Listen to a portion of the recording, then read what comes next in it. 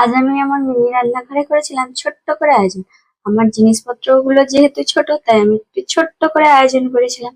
এখানে আমি দুটো ব্রেড নেব, ব্রেড গুলোকে গ্লাসের সাহায্যে গোল করে কেটে নেব।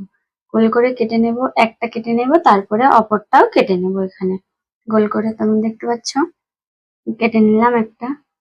তারপরে আমি এখানে একটা ডেয়ারি মিল্ক চকলেট নেব। গাইস, আমি 100 টাকা দামি ডেয়ারি মিল্ক চকলেট কিনেছিলাম। জানি না এটা কি করে এত মিনি হয়ে গেল। মনে হয় আমার মিনি রান্নাঘরে থেকে থেকে সবকিছুই মিনি হয়ে গিয়েছে। তাই যাই হোক, এখানে আমি চকলেটটা দিয়ে দিচ্ছি।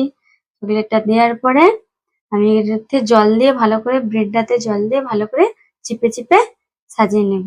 এরপর আমি দিয়ে দেবো কড়াইতে তেল। অফ ক্যামেরায় কড়াই তেল দিয়েছিলাম, তা আর দেখানো হয়নি। তেলটা গরম হয়ে যেতেই দিয়ে দেবো এর মধ্যে ব্রেডটা। ব্রেডটাকে ভালো করে এপাশ ওপাশ নাড়াচাড়া করে নিলেই তৈরি হয়ে যাবে আমাদের মজাদার একটা নাস্তা। খুব সহজ আর খুব ইজি। তোমরা যখন বাড়িতে যদি ব্রেড থাকে আর দোকান থেকে চকলেট কিনে নিয়ে এসে ব্যাস বানাও আর খাও। Thanks for